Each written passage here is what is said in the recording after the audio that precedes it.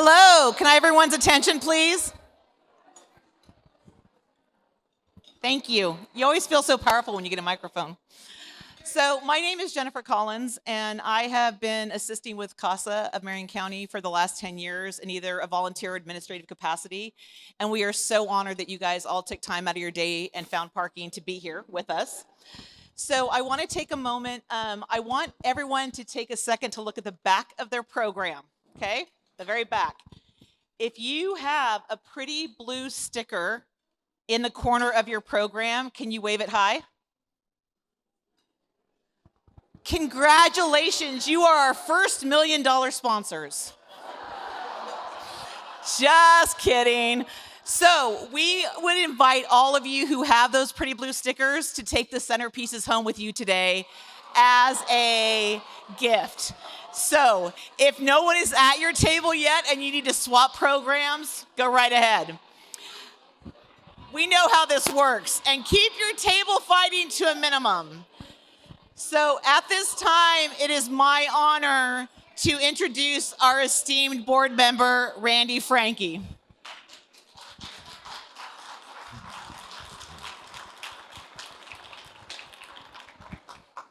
Thank you, and good morning, everyone.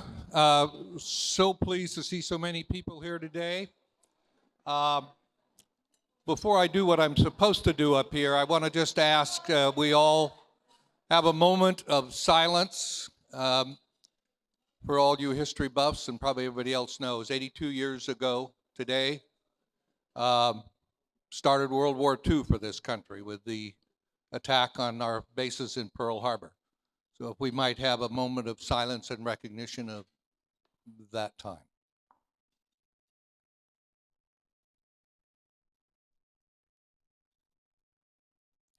Thank you, everyone.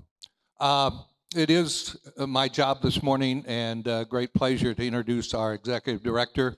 I'm doing that because both the president of the board and the vice president of the board are cannot make it today. They're both traveling. So on behalf of those, it's my honor to introduce our executive director. We hired her officially in January of last year, so this is her, we'll call it her first year anniversary with this event. Vanessa Nordyke. Vanessa?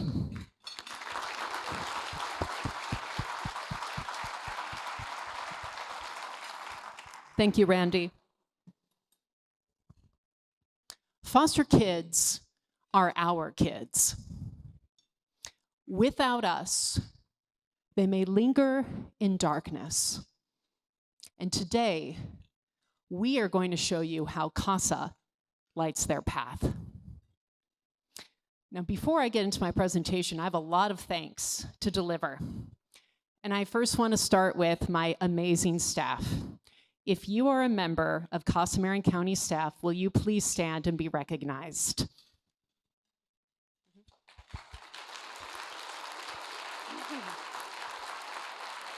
Thank you. We serve all of Marion County, and we are a staff of 6. To truly serve all children in Marion County, I need to double our operations. And I need your help to do that. But we'll get to that a little later. I have some other folks I'd like to thank. To the CASA Board of Directors, if you're on the CASA board, please stand to be recognized.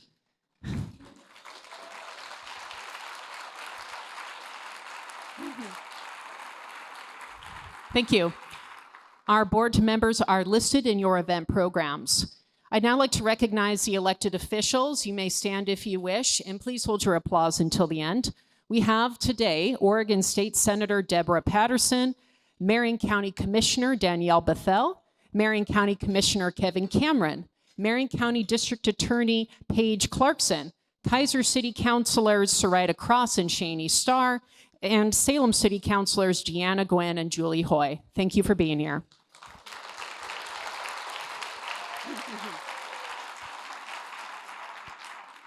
Now, you are welcome to follow along the presentation on our one TV in the room in this beautiful historic space.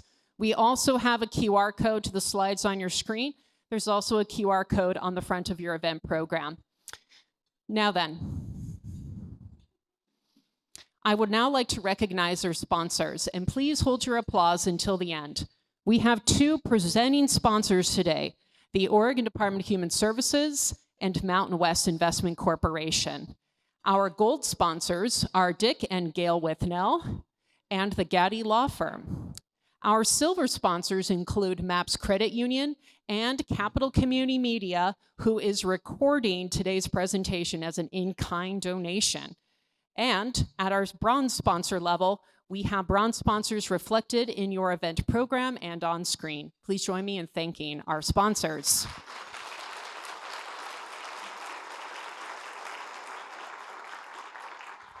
Because of you, our sponsors, the costs to put on this event are paid in full.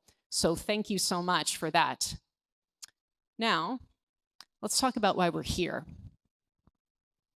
I want to talk to you a bit about birthdays. Does anyone have a memory of their favorite childhood birthday? Can you picture it? Can you hear the music playing? Do you remember blowing out the candles? What was it about that birthday that made it so memorable? Was it the people who were there? Why does your heart cradle this memory? Birthdays create powerful memories. Memories that shape our outlook on life. Memories that shape us. Birthdays are supposed to be the best days, our most joyous occasions. But that's not always the case, is it? So last week, a member of my staff, Braylon, told me a story about one of our kids in care and his 9th birthday. When he got up on his 9th birthday, he had a wish that day. He wanted to see his mother. But his mother couldn't be there for his birthday. So our 9-year-old thought, I'll call her on the phone. She can wish me happy birthday on the phone. Surely she can do that. So he called her, and she did not pick up. He called her again. Nothing. He called her again, and again, and again. The 9-year-old boy called his mother 15 times that day. And not a word. That's his 9th birthday memory. Foster care is trauma. That's just one of many examples that my staff and our court-appointed special advocate volunteers hear every single day. But we know that together we can change a child's story. And then we can break that cycle of trauma once and for all. So what is a CASA? It stands for Court-Appointed Special Advocate. It is legally defined under the Oregon Revised Statutes. And what it really means is that we are fearless advocates for the health, education, and safety of children in care. Their behavioral needs, their self-esteem, their sense of well-being. These are the things that we invest ourselves in. Under Oregon law, we are appointed in every case, whether I have the staff to do it, whether I have enough CASA volunteers to do it, every case under Oregon law. And under Oregon law, we are duty bound to investigate every single one of those cases. It's a tall order, required. And in such a way, we are not a charity.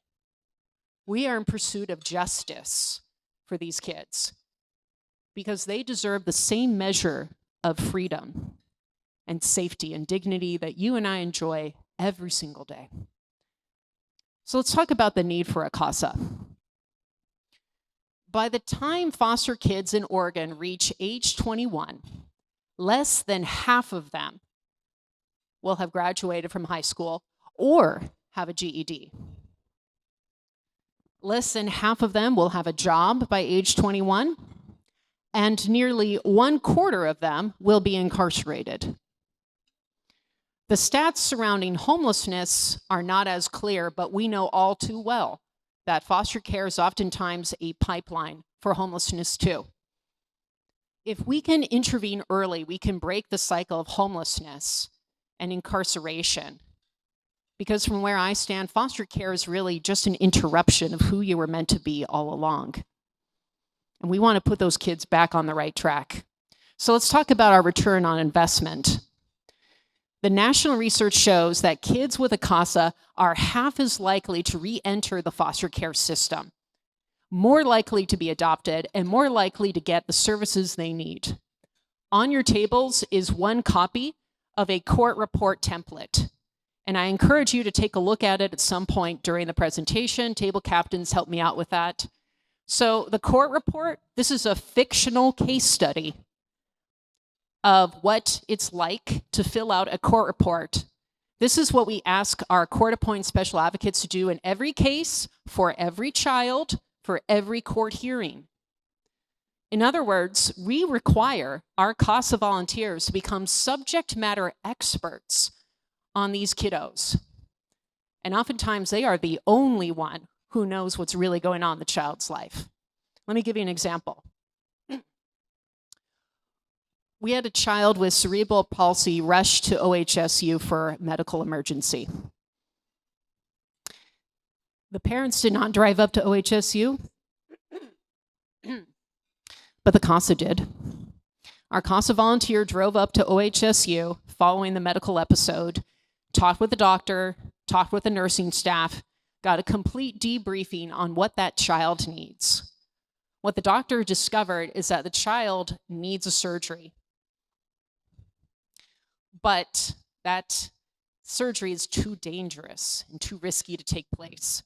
So all they can do right now is monitor his condition and give him anti-seizure medication, which must be taken like clockwork every day. And in the event of an emergency, there's a separate bottle of emergency medication that the child must have. The child is elementary school age. He is far too young to know the importance of taking this medication. But since his parents were MIA, the only person who received this information was the CASA volunteer. So after she received the debriefing and ensured that the child was safely discharged from the hospital, her next step was to go to the child's elementary school. And she was the only one who had access to his teachers. So she made sure those teachers know, here's the medication he must take every day, and here's the emergency medication that he takes in the event of a seizure. Subject matter experts, that's what our CASAs are. We are that one constant presence, and without us, our kids, frankly, are in danger. We also know that because of CASA, our kiddos do better in school. And we have plenty of examples from CASA volunteers right here today who would be more than happy to share with you what they've done to make that difference. A couple of weeks ago, I went to a school with my staff and the CASA volunteer, and we sat down with the teacher and went over the child's lesson plan. You see, before the child was placed in care, he wasn't even going to school, maybe half-time at best. And so just establishing the routine of getting up, brushing your teeth, having breakfast, going to school on time was new to him. Homework was new to him. A Chromebook loaded with the software he needed to conduct the homework, all brand new to him. But we are there for that child because we want that child to graduate. He is not going to become a statistic, not on my watch and not on our watch. Let's go move on. So, year in review. It's been a busy year at CASA. And really, I want to thank my staff for everything they've done because we've hit some major milestones this year. Our first goal was to recruit more CASA volunteers. They're the backbone of our organization. Our volunteers are unpaid members of the community. If you are age 21 and have a heart, you are well suited to become a CASA, I assure you. Our next training starts January 15, just saying. New year, new you. So what did we do? We increased our volunteers total by 12%, from 84 to 94. That, by the way, does not include the 3 volunteers we just swore in last week. So we are well on our way to getting closer to serving all kids in care. Our next goal was to recruit more Spanish-speaking CASA volunteers. Absolutely. De acuerdo, Garcia. So I couldn't agree more. You see, last year we served 60 Latino, Latina, and Latinx children alone. That number will grow over time as Marion County grows in its Latinx community. So what did we do? We tripled them.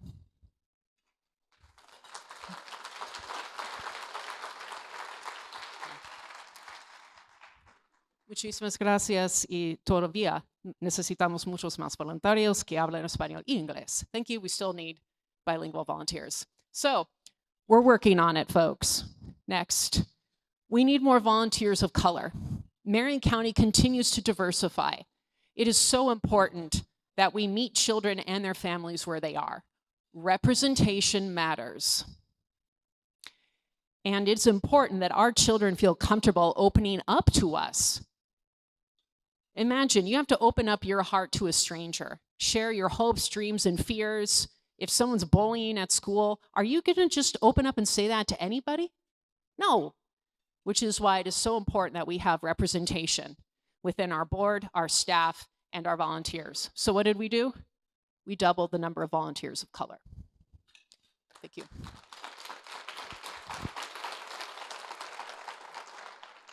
So I want to thank my staff for making this possible. Now then, I think I have to tell you, we're still not there yet. The need is still great. Even with all the enhancements that we've made this year, we are still meeting just 68% of the need. What I mean by that is I have enough CASAs to serve about 60% of the children that are placed into foster care in Marion County. We can do better, and we will do better, but I need your help. And honestly, with a staff of 6, we are maxed out. We're maxed out. So I need your help today. And you'll be hearing a little bit more about the nature of that need later on. But for now, I hope that you will remember foster kids are our kids. All right. I would now like to welcome our keynote speaker for the day. Marion County Commissioner Kevin Cameron joined the Board of Commissioners in 2014 and was reelected in 2018 and 2022. Prior to joining the Marion County Board of Commissioners, Commissioner Cameron served in the Oregon House of Representatives, serving House District 19. Commissioner Cameron holds a Bachelor of Science in Business and Marketing with a minor in science from Oregon State University, go Beavs. And in 2011, he received an honorary doctorate from Corbin University. Please join me in welcoming our speaker, Kevin Cameron.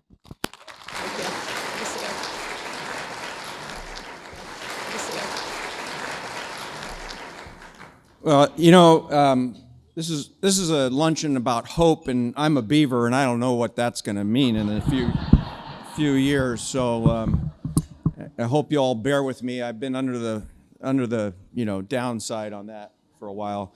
The other thing, Vanessa, you asked us to remember our first birthdays or a birthday, and being an April Fool baby, I remember my mom having to pin a note on my shirt when I went to school to say, this is not an April Fool's joke, this is really Kevin's birthday.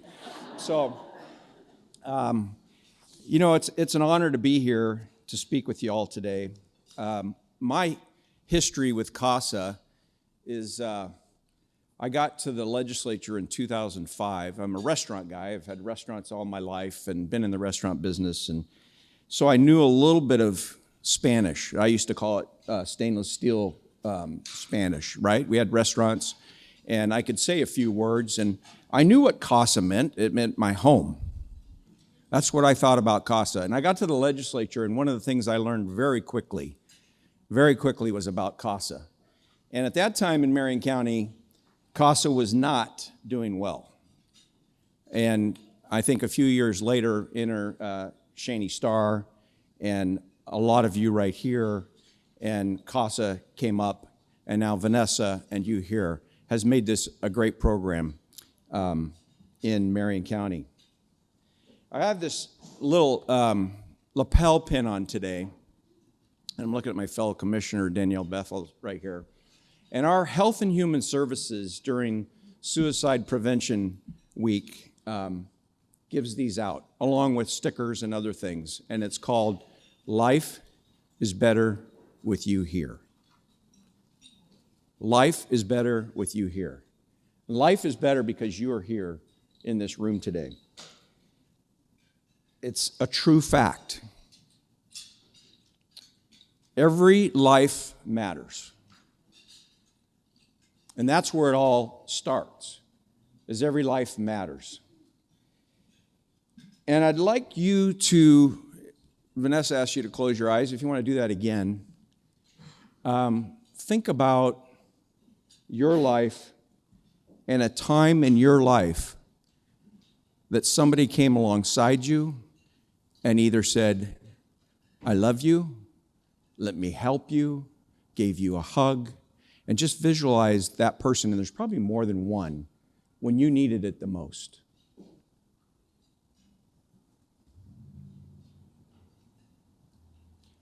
And that's because that person recognized that your life mattered.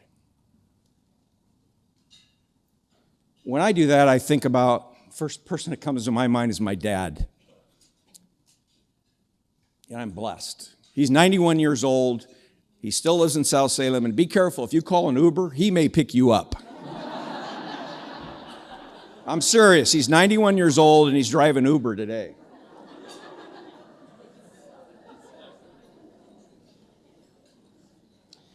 I think about Mr. Bill Loy, who just passed last month. He lived in Illinois, but he was my 7th grade math teacher, and I used to screw off quite a bit. I still do, and Ryan Collier's here, and we work out together, and I'm called the 7th grader when we work out.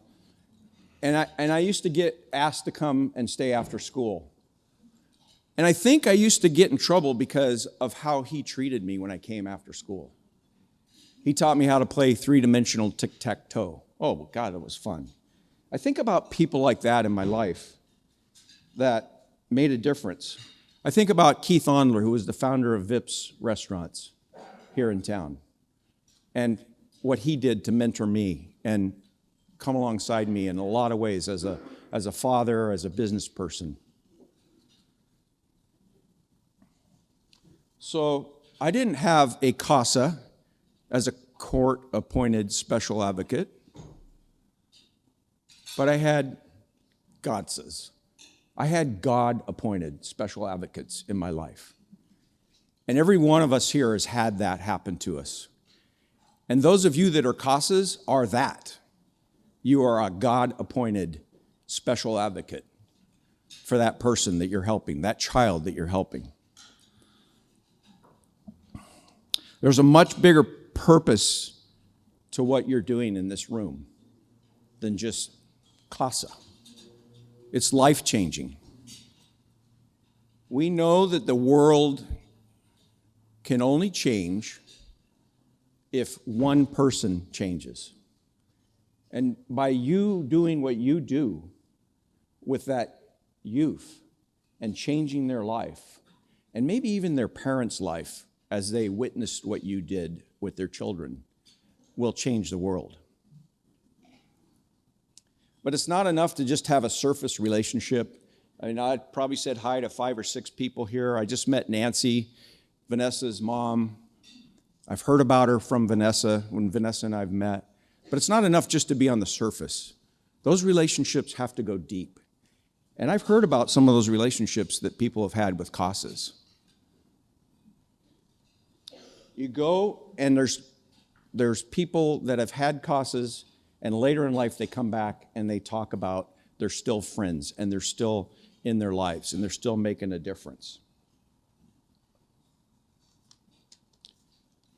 So personally, and I think everyone here has to search their own hearts, and I've had to do that many times in my life. And what is our why? Why am I breathing today? Why are you here today? And you deep down inside, why are you here? And why am I standing here? And I think about that, and I first off think of my 2 beautiful daughters, my 3 grandsons, the people I get to work with every day. And my why, and your why, is to help those people be the best that they can be, as they will help you be the best that they can be.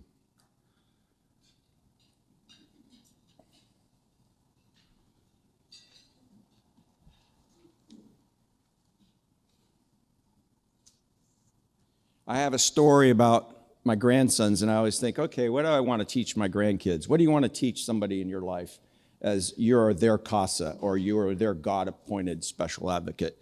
And I was just sharing with Nancy, one of my goals with my grandsons is to teach them how to read a map. Right? Put away the cell phone, read the map, and let's go on a trip, right? Let's go someplace. And the reason I want to do that, it's not because I necessarily get from point A to point B physically, from here to East Salem or to the mountains, but I want to start that as a lesson to help them think about their life. And how am I going to go from here to there in life? And what's your map look like? And we all know, and I'm going to teach them that, I hope I can leave them with that Grandpa will say, there's going to be many detours you're going to have to take on that map. But the detours are just things that we don't have control over. But how we react and where our heart is when those things happen to us are what's important. Not the detour, but the action that I take in that detour. So I hope that Casey and Eli and Nico will be able to read a map, and when they're 16, I hope I'm still here, and take me on a ride and tell me about their life. So I know that's why we're here today. We're supporting those special people,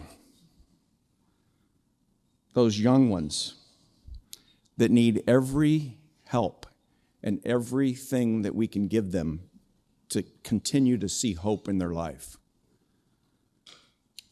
And it's not an expensive program. And that was the thing I learned at the state. And I'm going to be very careful here not to say anything too political, but this program does not get funded like it should at the state.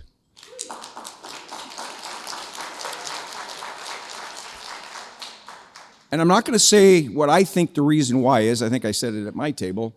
But if you look at the return on every dollar that goes into this program with the volunteer hours of 300 kids, over 6,000 hours that were put in, it's successful. It is the best use of taxpayer dollars that you can imagine. And I see Dick Withnell over here. Return on investment is all he ever says to me. What is the return on investment? And you are the biggest return on investment that we can make in this community. Thank you very much.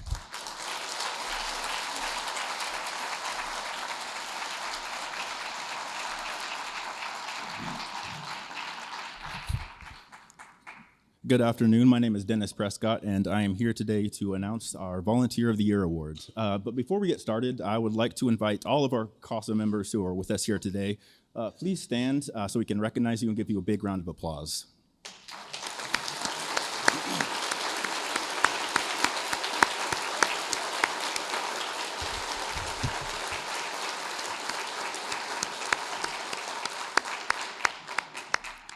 Thank you all very much.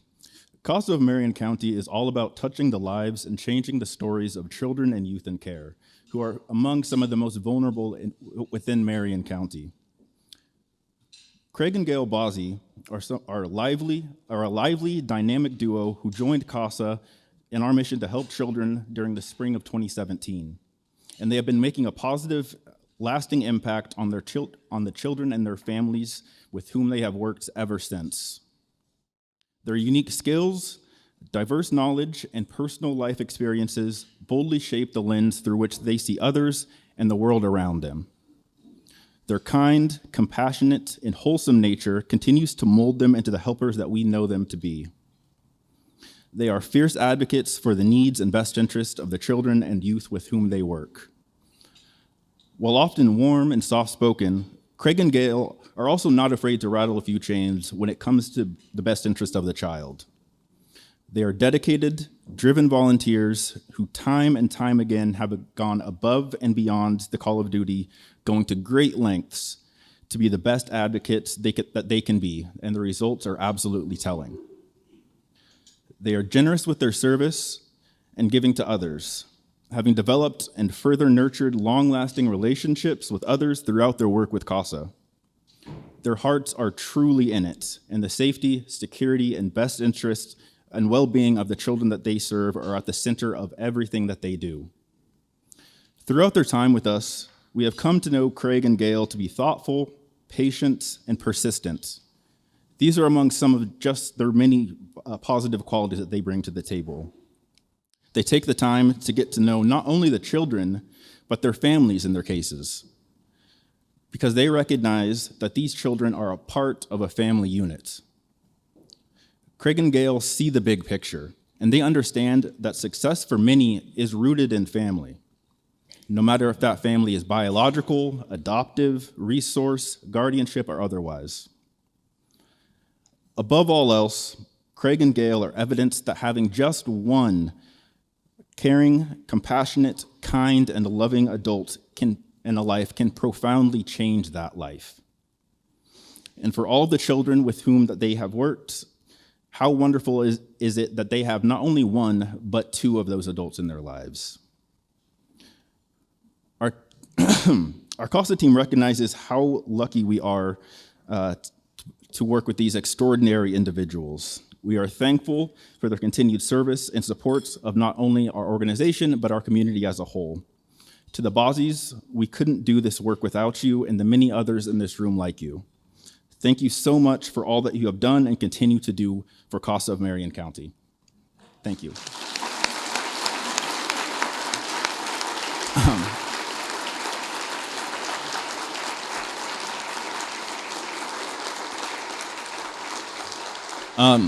Unfortunately, Craig and Gail are very ill today, so they were not able to make it. So accepting the award on their behalf is their amazing advocate coordinator, Jackie Scott.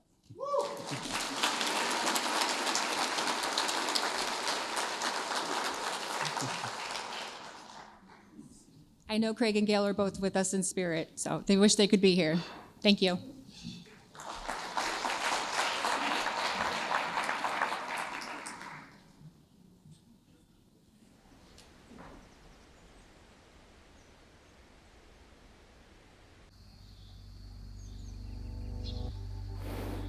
A great CASA volunteer is one that basically devotes a lot of their time to the child. Playing games with them, throwing the ball with them, just going for ice cream with them. Developing that rapport, and then being able to put in writing the conversations, the feelings, the thoughts of the child so that I can see them when the case comes to court. I am the adoptive father of two boys from foster care from different families. CASA has changed the direction of my children's lives.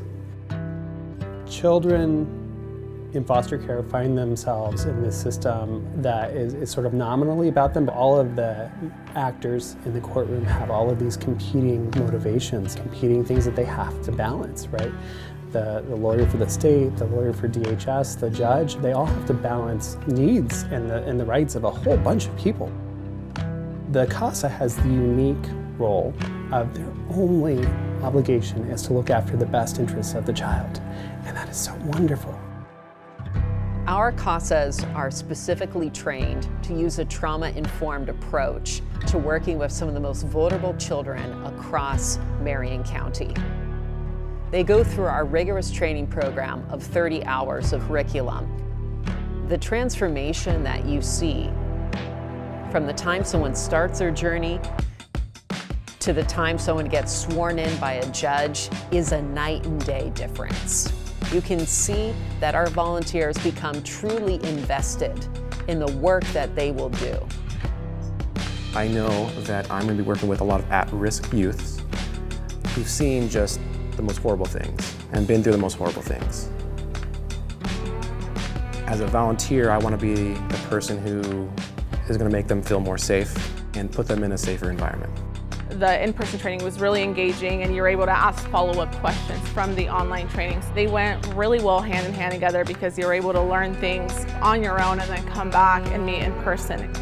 The CASA staff was very knowledgeable. I felt very supported. The training really prepared us for the emotional aspect of becoming a CASA.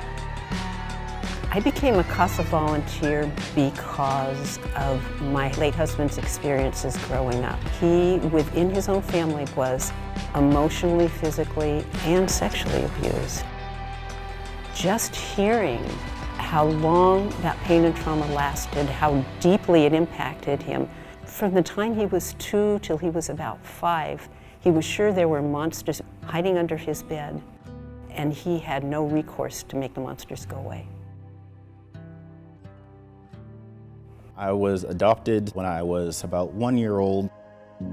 I've always kind of felt that my story is one of the luckier ones when you think about the foster care system. I was adopted into a very loving family.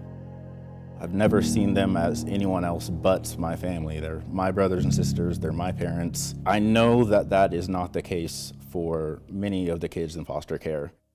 I really wanted to give the children who are in foster care in Marion County the same opportunity that I had.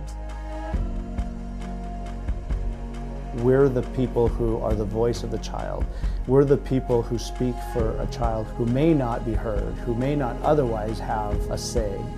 I don't know of any other organization that does the work that CASA does, and I really felt like I could make a difference, and to be that voice for a child is the hook. The CASA is a party to the case. The CASA is able to make motions. The CASA can figure out what services does that child need, where is that child going to be safest. If the child is legally free for adoption, the CASA can make a recommendation about what adoptive home is the best fit for that child.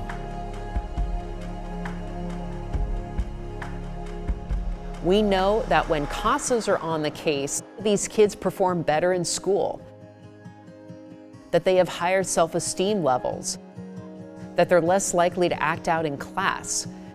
We know that they're more likely to get the services they need, whether they're overdue for a dental appointment, whether they need a therapist or a special tutor, or English as a second language training. We're there for those kids, and that is who we are at CASA Marion County. The CASA's role is one of the most important as far as this court's concerned. I like to call them my eyes and ears in the community.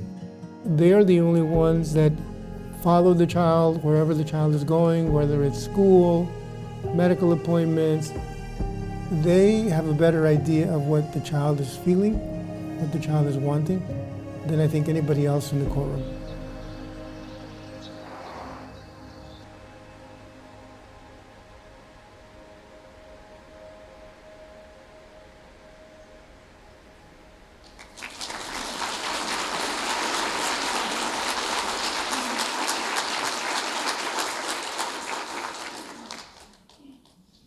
Thank you so much, folks, and I want to thank the Oregon Community Foundation, without which that video would not be possible. And now I'd like to introduce 2 very special guests today, starting with Lynn Crimshaw, one of our amazing court-appointed special advocates. Lynn, the floor is yours. Thank you, Vanessa. Hi, everybody. I am humbled and honored to be able to introduce this amazing young woman. You saw all the stats, and you know that the picture isn't always very pretty. She has overcome the odds. She is determined. She is courageous. She has a fierce, fierce love for her 2 younger sisters. And all these things have brought her to an amazing place in her life. We all see the stats, but it's the stories that make a difference. And I think you will find her story incredible. So grab your Kleenex and get ready.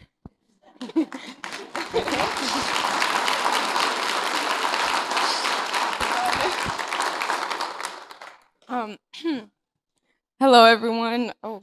My name's Precious, and first of all, I would like to say a huge thank you to Lynn and Vanessa for inviting me here and asking me to share with you guys a little bit of my life story.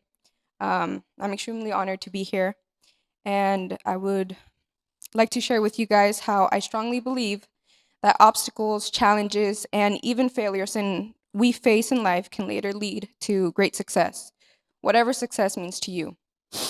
How my life experiences have set me on a path where now I'm right in front of you all, giving my first ever speech outside of the classroom. Thank you.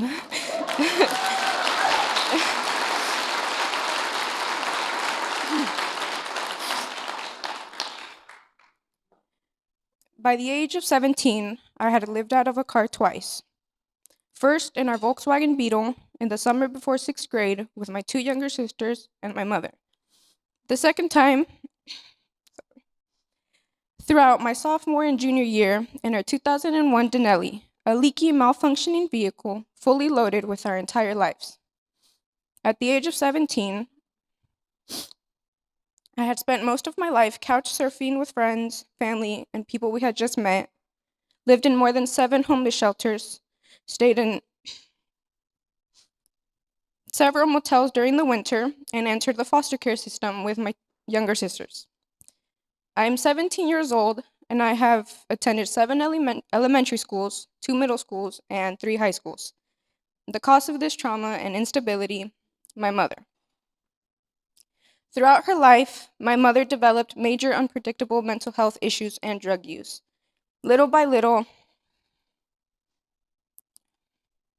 the woman I called Ma chipped away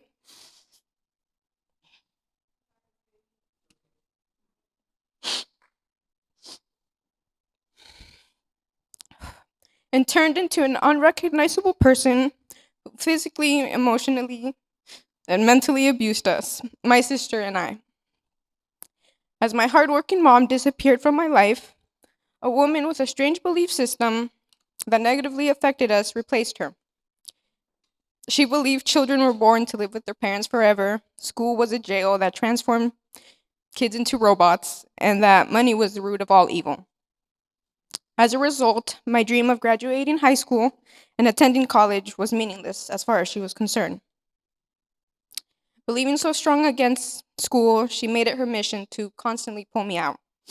First, in freshman year, 3rd quarter. Second, in sophomore year, from mid-November to late January.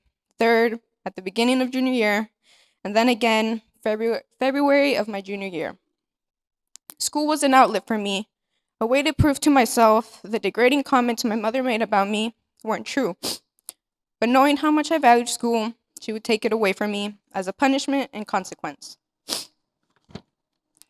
Despite all of this, I have maintained a 3.9 GPA, and I'm on target to graduate. Thank you.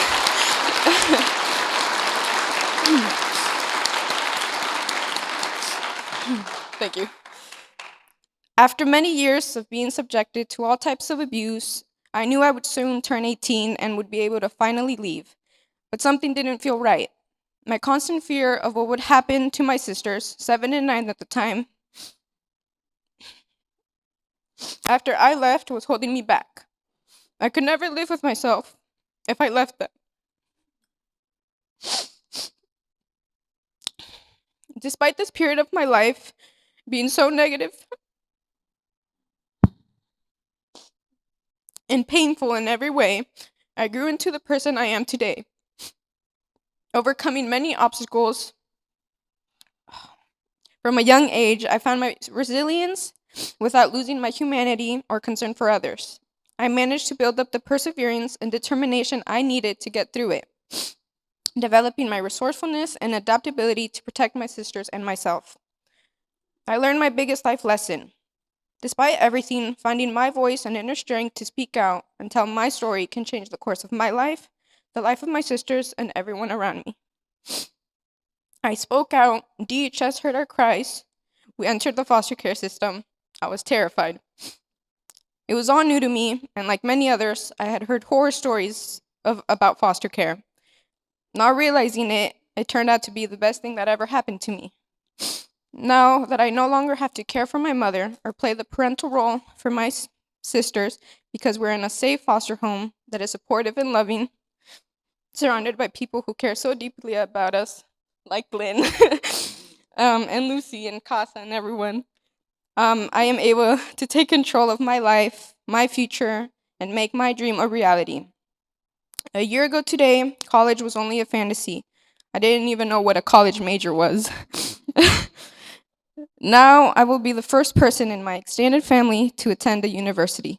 Thank you.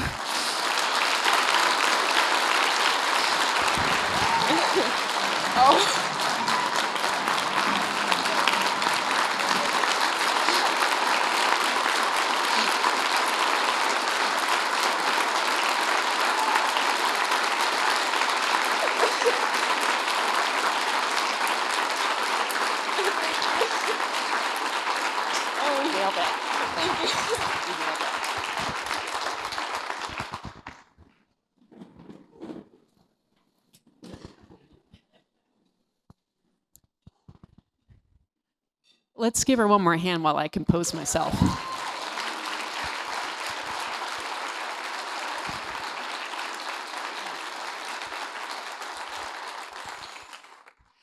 Okay. Foster kids are our kids.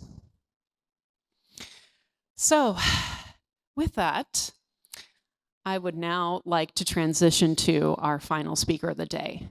But I want you to know that thank you for the courage to share your story. It is a true privilege to work with kids like her. Okay, so this is fine. There's no crying in baseball. 15 years as a trial lawyer, I never cried once. Go DOJ. Okay, I know my DOJ peeps are here. Where are my DOJ peeps at? Love y'all. Okay, had to, okay, good. All right, now, our final speaker of the day. This is our closer, ladies and gentlemen. Y'all know why you're here. Did I mention I have 6 staff, including me, and I cannot serve all of the kids in care. There are more kids out there who need us. And to help bring it on home today is Dr. Christine Medianic. Dr. Medianic is a renowned speaker and leadership expert specializing in organizational psychology and business strategy. As a founder of Shattered Glass Leadership, Dr. Medianic is passionate about our community and continues to champion leadership development in nonprofits, small businesses, and young women beginning their leadership journey. Like this young lady right over here, I'd say. What many don't know about the good doctor is that her family was a foster family in Central Washington for the better part of a decade. First as a respite family, and then as long-term placement. She's here today to share some of that story with us. Please welcome our final speaker for the day, Dr. Christine Medianic.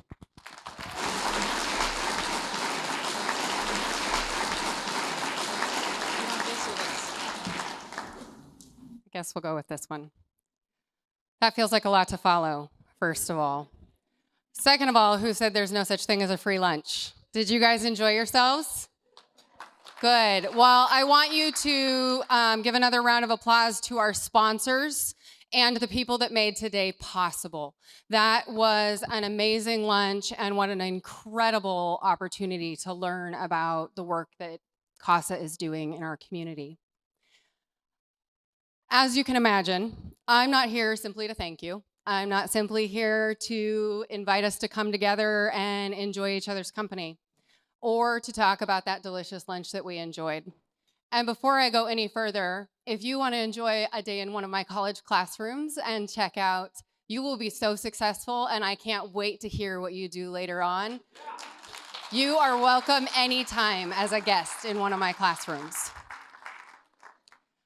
Today, I am here to tell the story of 2 girls, a beautiful 3-year-old with perfect curls, a broken leg, and more scars than a child of that age should possibly have experienced at that time, and the story of her teenage foster sister. You see, foster families often see the underbelly of humanity. This beautiful tiny child, without the proper words, tried to tell her foster sister all the things, the terrible things that had happened to her because she was finally safe. This was the beginning of a very, very long road. Me, being that teenage foster sister, learned more about human ugliness from that 3-year-old than I hope my own children ever know about. And can I just say what a privilege that is for those of us that can protect our children from that ugliness, because that is not always the case.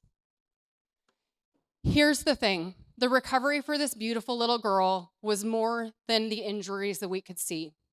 You see, abuse leads to a number of obstacles to overcome. Trauma brain creates issues with human connection, making relationships extraordinarily difficult for the rest of their lives.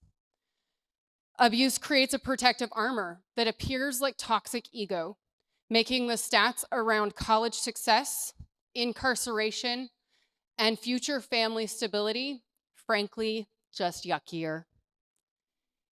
And that's why what I'm getting ready to ask you is so incredibly important. What is the worth of a child overcoming the odds stacked against them from abuse? What would the worth be for a child you know? What if you knew that child had the power to change the world? Does that change the worth? CASA is the bridge to save our most vulnerable and offer them a fighting chance to save the world. Thank you for being here. Thank you for your support, and happy holidays.